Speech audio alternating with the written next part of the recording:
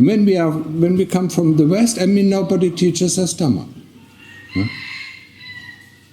Nobody tells us, there's karma.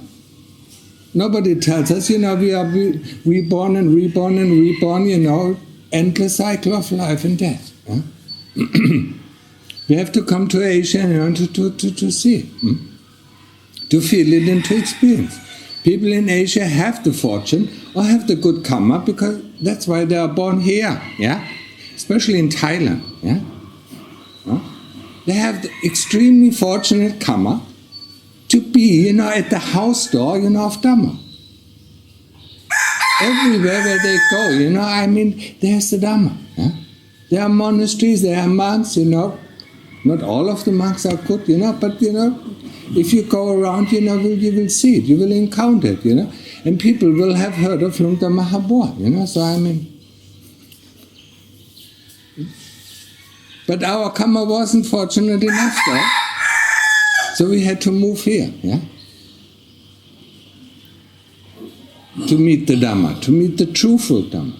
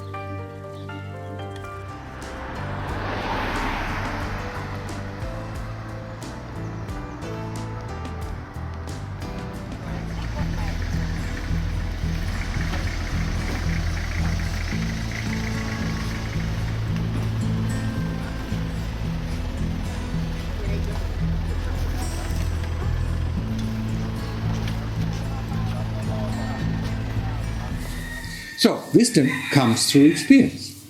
We experience, for instance, pain, Thomas. Pain is a very nice, it's a feeling. We know the word pain. We know the word for different kinds of pain. But our experience of pain, we don't know. What is pain? How does it feel like?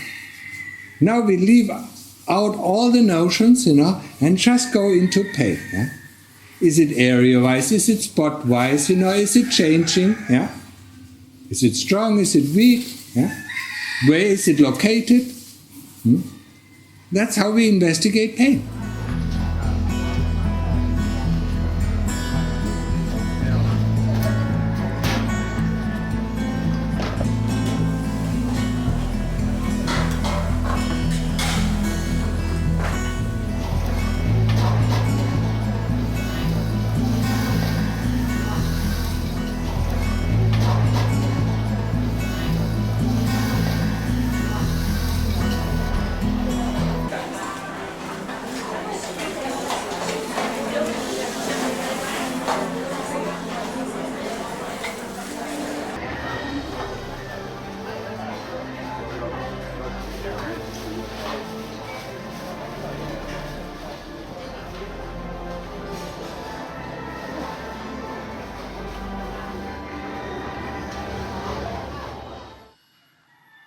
So, then I guess I need to make an introduction to the principles of Buddhism.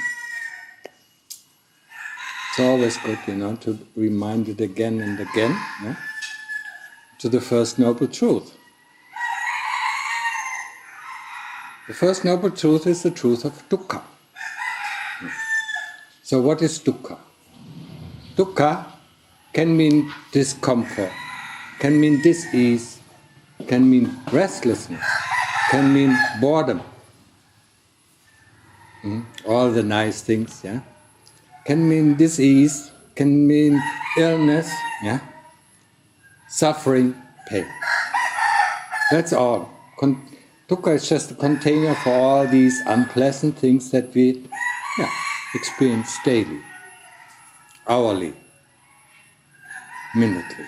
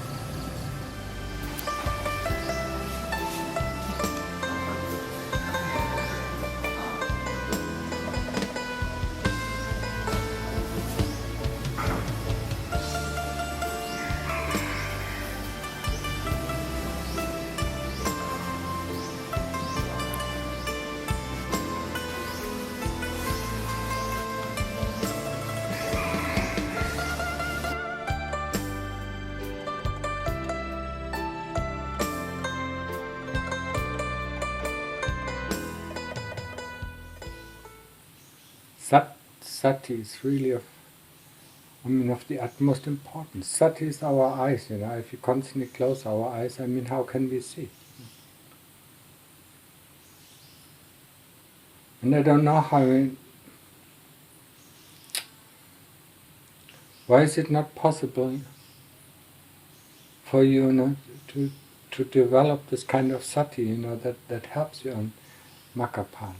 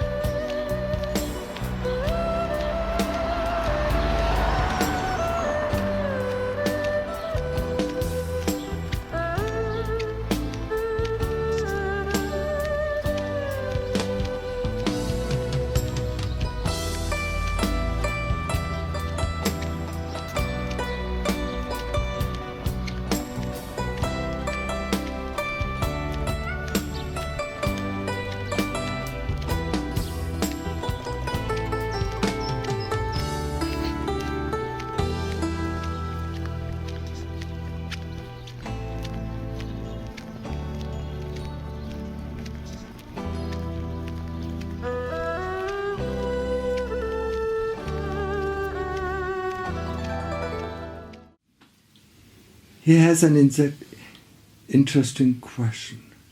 What about free will? With all this topic of karma, is there free will? Yes, there is. Yes. Otherwise, we wouldn't have any chance to get out of the cycle of birth and death. So, if we don't have any free will, there would be no chance. We could only, increase our karma, change the karma in this direction or that direction, but we wouldn't be able to get out.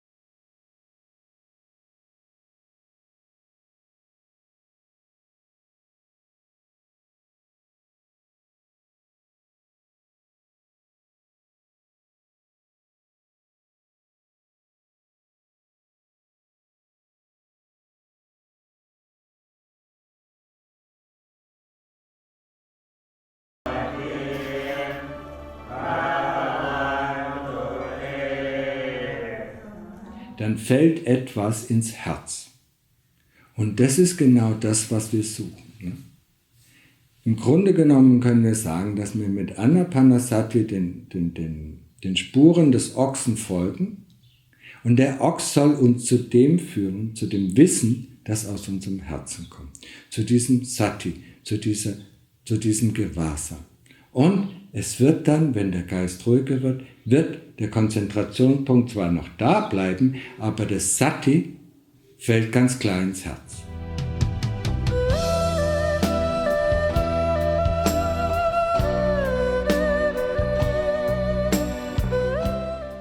Giving. Giving to oneself, making oneself feeling happy, comfortable. By giving, by feeling respect.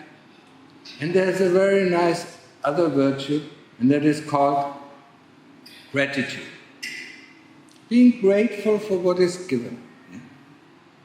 If you get a job, we are grateful. If you get an apartment, we are grateful. Nobody has to give us anything. Huh? Nobody has to do anything for us. Yeah? So we should be grateful.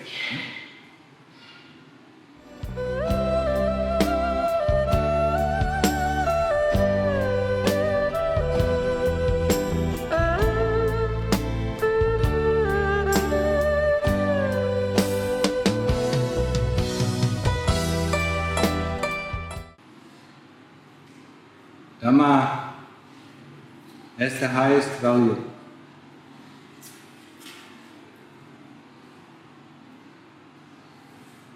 And it shouldn't be sold like goods on the marketplace.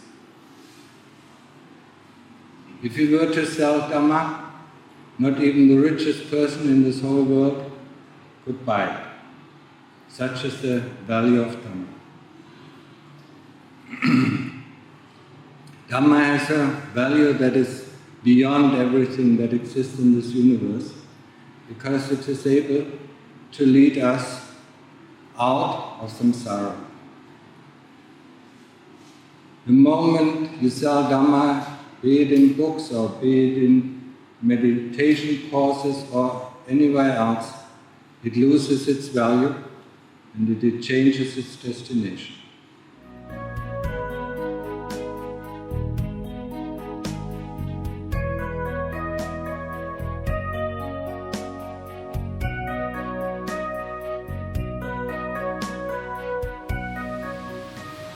Don't translate sati with mindfulness.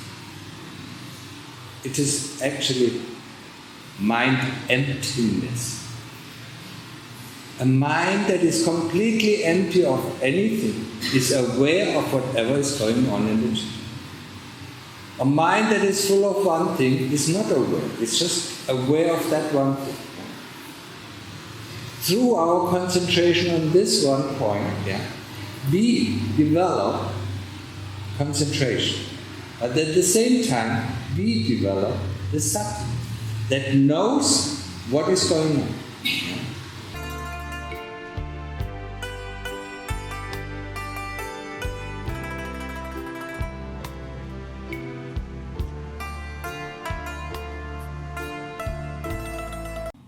And whenever there's a thought, whenever there's a memory, we go back.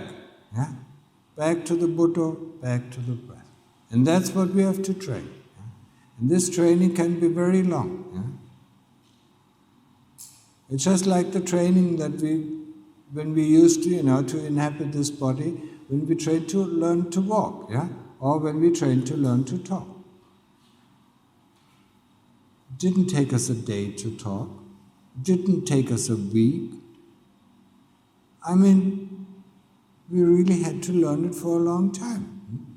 How long? Normally between a year and 2 years, Walking the same thing, between a year and 2 years, And then we start a meditation course and within 10 days we want to meditate, be able to meditate, And think about, some of you are mothers, you watch your children learn to walk, they nearly did it 12 hours, 14 hours a day. Always trying, always trying, always trying. So if you meditate like that, within a year, you will be able to do it. But we are so busy. We don't have time anymore. A child has all the time. And we think we don't have the time anymore. We have to do this, we have to do that, then we have to do that, And, okay, I need to meditate, 5 minutes, Okay, let's sit down. 10 minutes, We are so busy with life, so we forget about all these important things,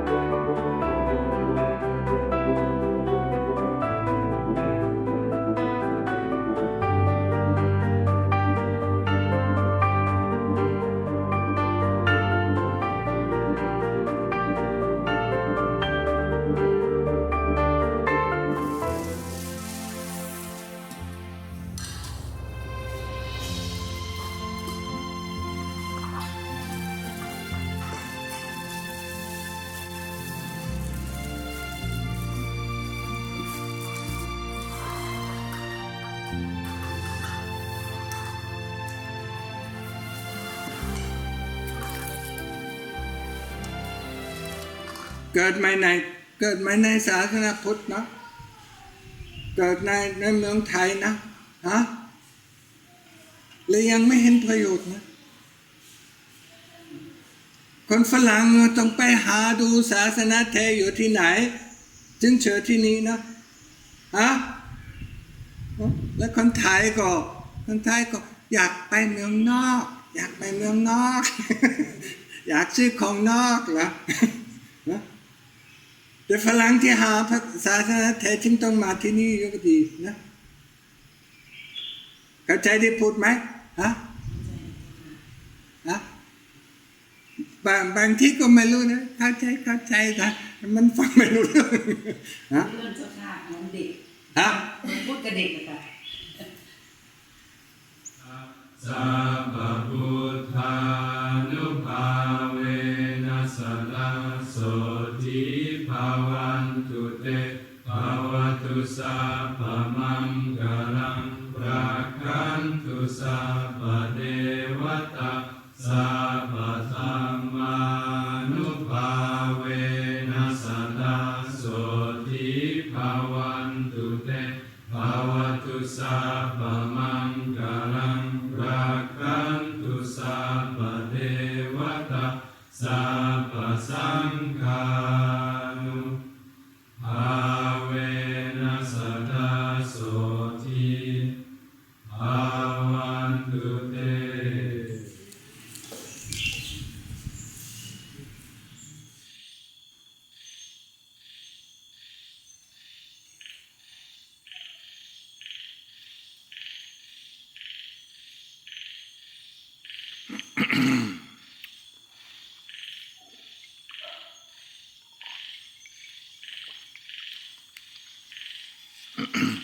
We were looking for a few years, to find a place that is secluded, that is good for practice for ourselves, so that we can practice with one goal, getting rid of dukkha. We ordained for that purpose, getting rid of dukkha. And we come here, be it monks or be it lay people, to practice in order to overcome dukkha, to get rid of dukkha. But now that we have found this place, I don't see any great effort taken in the undertaking of getting rid of dukkha. We feel comfortable, it's a nice place, yeah? If I would have practiced with your kind of determination, with your kind of effort, I wouldn't be sitting here.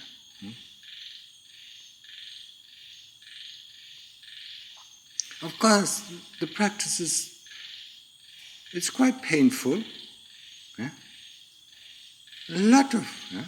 There will be lots of pain, especially in the beginning. The ego will be hurt all the time. Yeah? Our views, our opinions will be constantly against what we are going to practice.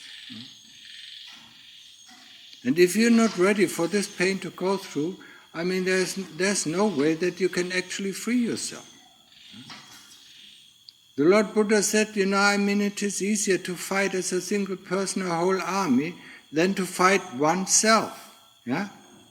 And oneself is all one's views and all one's opinions that one has about this world, and especially also about the path of practice. That's just views, that's just opinions. Yeah? These are words of the Lord Buddha that the Lord Buddha uttered, and we read them or we hear them, and then we have our own interpretation of what it means. Yeah? And there we go wrong, because our own interpretations have nothing to do with what the Lord Buddha taught us. The Lord Buddha taught us to go the path of Sila, Samadhi and Panya, the fourth noble truth, to end dukkha. Yeah?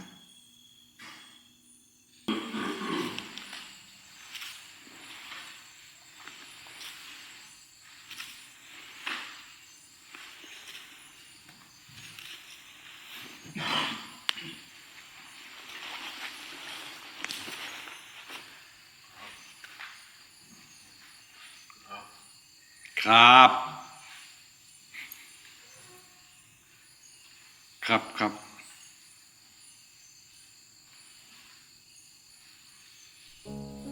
If you say krap, then say krap tom.